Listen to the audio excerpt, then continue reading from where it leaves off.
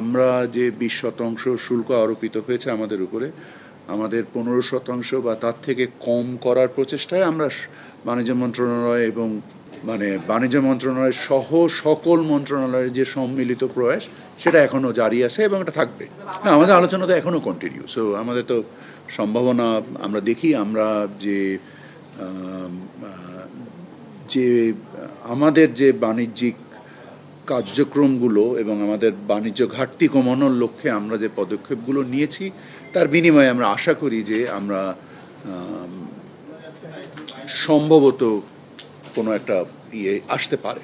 But এটার কোনো guarantee নেই, বিকজ এটা তার আমাদের উপরে আমাদের সক্ষমতার উপরে নির্ভর করে না। এটা যারা আমাদের উপরে এই শুল্ক আরোপ করেছেন তাদের সিদ্ধান্ত।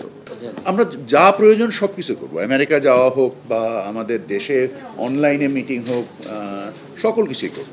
আমাদের বাণিজ্যের জন্য ট্যারিফ অ্যান্ড নন ট্যারিফ যে অ্যাক্টিভিটিসগুলো মার্কিন যুক্তরাষ্ট্রের সাথে আমাদের শুল্ক আলোচনার মধ্যে উদ্ভাবিত হয়েছে, আমরা এইসব বিষয়ে সমাধান করার চেষ্টা করেছি এবং আমাদের যে টেকনিক্যাল ব্যারিয়ার্স ট্রেড যে বিষয়গুলো ছিল এগুলো আমরা অ্যাড্রেস করার চেষ্টা করেছি এবং আমাদের ছাড় দেওয়া অ্যাজ সাচ, আপনারা জানেন যে আমাদের অনেক ধরনেরই আমদানি শুল্ক যেগুলো অলরেডি 0 থেকে 1% মধ্যে আসে। এই ট্যারিফ লাইনে প্রায় 3,800 ট্যারিফ লাইন অলরেডি আমাদের 0 থেকে 1 মধ্যেই আছে, 0 এবং 1। সো আমরা এগুলোকে সহ উপস্থাপন করেছি। এর সাথে যদি আমাদের যে খাদ্যপণ্য এগুলোর অধিকাংশ ক্ষেত্রেই 0 এবং মার্কিন যুক্তরাষ্ট্রের কৃষিপণ্যের ব্যাপারেও যে আগ্রহ, সেটা আমাদের বাণিজ্য ঘাটতি কমাতে সহায়তা করবে। বা আমাদের জ্বালানি পণ্য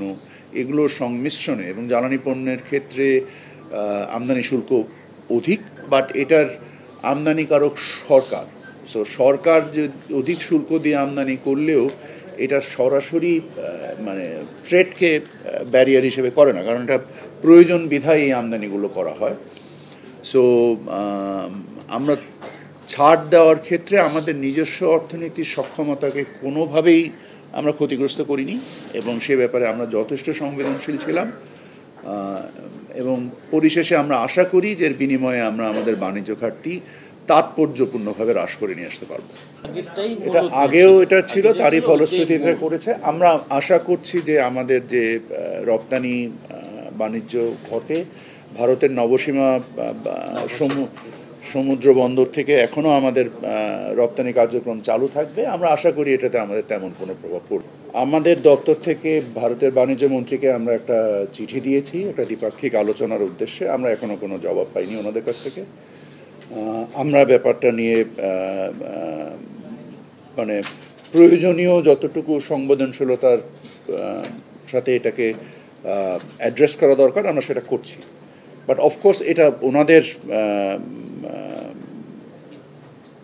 পার্টিসিপেশনসের উপরে নির্ভর করে, শুধু আমাদের একার সিদ্ধান্ত এটা হবে না। বাট আমরা মনে করছি না যে এটাতে আমাদের যে রপ্তানির লক্ষ্যমাত্রা আমরা স্থির করেছি, আমরা এটা কনজারভেটিভলি করেছি। আমরা মনে করি যে এর থেকে বেটার কিছু আমরা পারফর্ম করতে পারবো। তারপরেও বাস্তবমুখী করেছি। আপনারা যেটা এখানে বিকেএম এর প্রতিনিধির কাছ থেকে শুনেছি, আমরা হয়তো বা বিজিএমির প্রতিনিধির কাছ থেকেও শুনবো, বা ইপিবির ভাইস চেয়ারম্যান এখানে আছেন, উনিও সামগ্রিকভাবে বলতে পারবেন।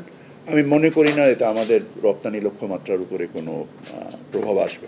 আমরা তো বহুদিন ধরে পেঁয়াজ আমদানি করছি না, এক নাম্বার। আমাদের মাশাআল্লাহ আমাদের স্থানীয় উৎপাদন যথেষ্ট ভালো, তবে আমরা হয়তো বা কিছু পেঁয়াজ এই মুহূর্তে আবার আমদানি করার চিন্তা করছি এবং সেক্ষেত্রে আমি কোনো সমস্যা দেখছি না। যে আমাদের যে প্রয়োজন অনুযায়ী আমরা আমদানি করি, স্পেশালি কৃষিপণ্য এবং খাদ্যপণ্যের ক্ষেত্রে আমাদের স্থানীয় কৃষকের উৎপাদন এবং ভোগের যে যোগান এবং চাহিদার সমন্বয় ক্ষেত্রে আমরা কখনো কখনো প্রয়োজন বোধে আমদানি